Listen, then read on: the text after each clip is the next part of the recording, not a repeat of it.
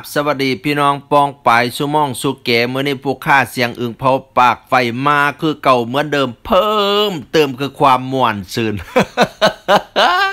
พาพี่พาน้องมาผูกเกางอมผ่านไปได้เฮียมาแต่เช้ามื้อเนี่ยตากองผ่าตากองป่าแต่เช้าๆพุ่นนะไปเบิ่งบรรยากาศตอนเช้าว่าเขาวิ่งรถกันตอนเช้าเขาวิ่งกันยังไงแล้วหมอกตอนเช้ามันเยอะขนาดไหนพะนะว่านะแต่มื้อนี้นั้นมันหนาวซื่อๆแต่ว่าหมอกบ่ไล่ครับผมคันเมืองเลยหมอกไล่นี่สิหน้าลื่นตื่นจังได้ก็ฝากในเด้อกดไลค์กด Subscribe กดแชร์ให้แน่2เสียงอึ่งเที่ยวเลยนะครับเสียงอึ่งเที่ยวเลยกดไลค์กด Subscribe กดแชร์ให้ด้วยรถคันแรกมาแล้วเหยื่อของเรา เปิดไฟมาแต่ตี 5ผมพี่น้องปกติแล้วถ้าช่วงที่มันหมอกเยอะๆมันจะหน้าลื่นตื่นขาวโพลนมองไม่เห็นถนนเลยล่ะขนาดในเมืองก็ยังขาวโพลนนะหน้าแห้วนี่บ่ต้องเว้าถึงอันนี้ถือว่าจะพูดว่าหมอกจางหรือว่าถึงขั้นไม่มีหมอกแล้วเนาะปกติมันต้องหน้าลื่นตื้นว่าเราไปยามหนาวนี้อันนี้โอ้ยเอิ้นว่าหมอกนิดหน่อยซะไปเนาะมันบอกเบาบางเนาะคำหมอกหน้านี่จะหนาเยอะๆหนาเยอะมากๆแล้วเลนรถนี้ต้องใส่ความระมัดระวังอย่างสูงอันนี้หมอกบนหน้าครับผมวิ่งรถแบบสบายๆชิวๆแต่ก็เห็นปุยหมอกที่ขาวโพลนสวยงามอีกแบบหนึ่งครับผมเดี๋ยวเราไปดูชมวิวชมรถวิ่งกันครับผม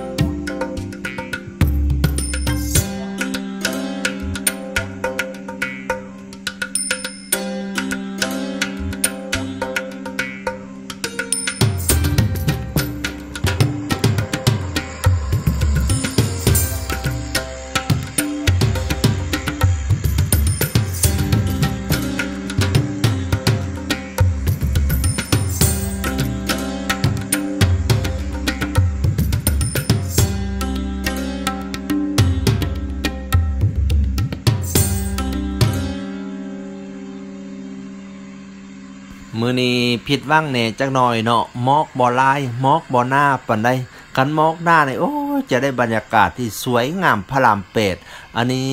หมอกมันบางครับผมอากาศหนาวคักเนาะแหน่ห่มผ้า4พื้น5พื้น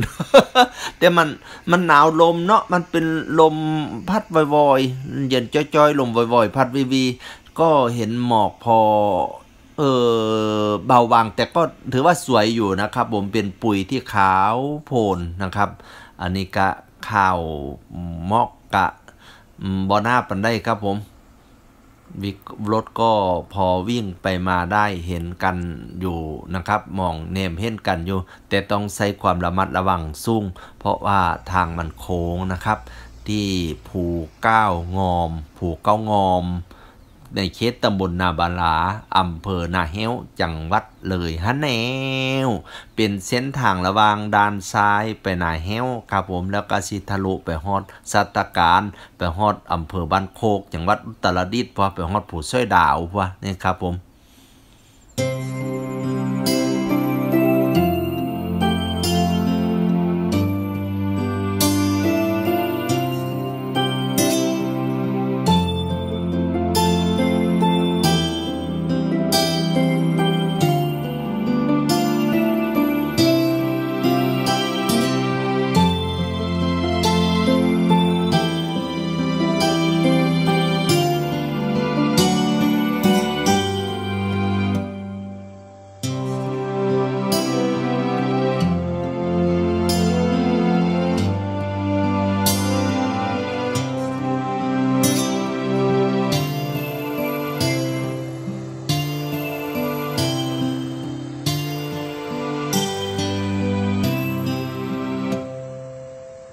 โค้งผูกเก้างอมถือว่าเป็นถนนที่หิน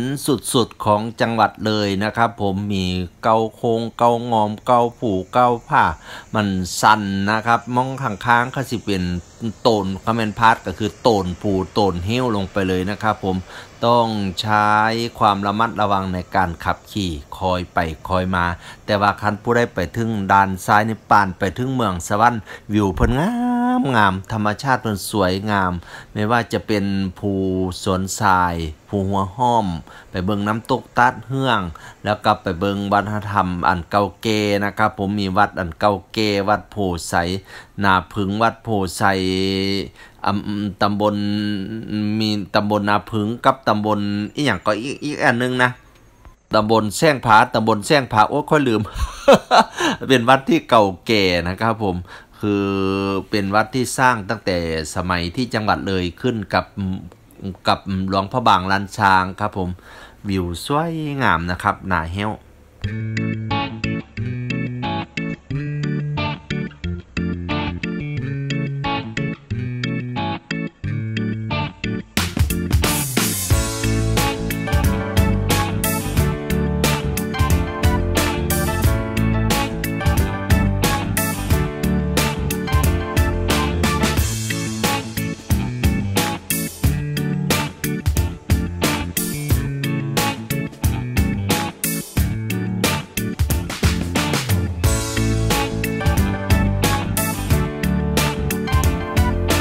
จุดนี้หมอกเริ่มขึ้นสวยงามเนาะเริ่มไอขึ้นมาสูงตอนนั้นมันก็อยู่เสมอกับถนนแต่ว่าจุดนี้เริ่มไอหมอกเริ่มขึ้นมาสูงขาวโพลนให้ถ่ายรูปได้สวยงามนะครับเป็นอีกหนึ่งเลนด์มาร์คเป็นอีกหนึ่งเช็คอินจุดเช็คอินของชาวจังหวัดเลยที่ภูเก้างอมนะครับผมตอนนี้เพิ่นปรับทัศนียภาพให้เป็นจุดชมวิวนะครับคือขี่รถไปมองนี้ก็จอดชมวิวได้มีมองให้จอดชมวิวนะครับอนาคตเพิ่นก็สิปลูกหญ้าปลูกดอกไม้มีเพิงมีโอ้ยคันมีร้านกาแฟคือสิได้นั่งจิบสิวๆนะครับเนาะ เป็นอีกหนึ่งบรรยากาศครับผม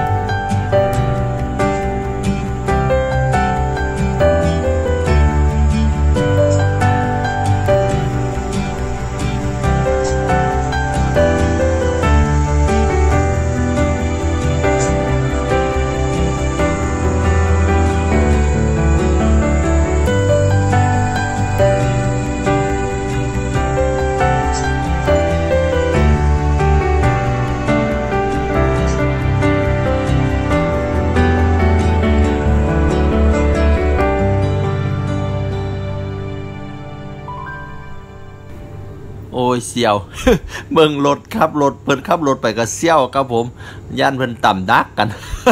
ต้องคอยไปคอยมาต้องเบิ่งกันนะครับเนาะรถใหญ่เพิ่นไปแห้งบ่ได้บางเที่ยเพิ่นกระบืนแห้งบ่ได้เฮารถน้อยนั่นเราตัดสินใจแซงคันสิแซงนี่ก็ต้องเบิ่งข้างหน้าว่ามีรถบ่นะครับผมแซงก็ต้องหักพวงมาลัยดีๆหักไม่ดีก็โตนลงภูแต้ว ฉะนั้นก็คอยไปคอยมาครับผมอันนี้เริ่มแจ้งแล้วเริ่มเห็นหงเห็นแสงแล้วแต่ว่ามอกก็ยังมีอายขาวโพลนมันกับปุยนุ่นให้เห็นบรรยากาศสวยงามมากพวกคนคอมเมนต์มามีคนคอมเมนต์มาวิวงามไล่ระหว่างเข้าเบิ้งแต่วิวแล้วโตนตกผูเด้อพะนะมา อันนี้ก็ฝากเตือนในเด้อผู้ได้สิไปหน้าเฮวนะอย่ามัวแต่เบิ้งวิวไล่มันสิตกผูเขาจะเป็นห่วงครับผม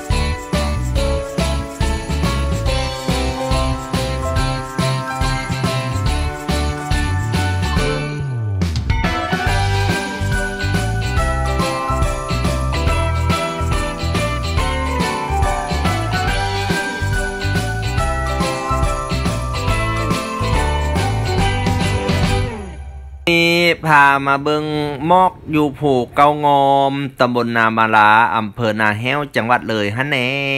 นวมอกบ่ไล่ปันได้แต่ก็พอได้เบิงอยู่นะครับเนาะเขาเจ้าก็ไปเล่นออกกำลังกายกันก่อนนะมีการวิ่งผ่านเส้นทางนี้ครับผมผู้นำใส่สุดเป็นทีมงามเก่ง เสียได้ละพี่ละน้องแล้วเดี๋ยววันนี้เด้อเมื่อหน้าจังพอกันใหม่คลิปหน้าจังพอกันใหม่ฝากกดไลค์กด Subscribe กดแชร์ให้ได้เด้อกับช่อง YouTube เสียงอึ่งเที่ยวเลยเสียงอึ่งเที่ยวเลยชาแนล ฝากไว้นำเนกก็แล้วกันกะลั่นเกลให้พี่น้องมีความสุขความเจริญกันทั่วหน้ากินข้าวแซ่บนอนหลับอย่าเจ็บอย่าจนผู้ฆ่าเสียงอึ่งข้อกาวขอมาสวัสดีครับผม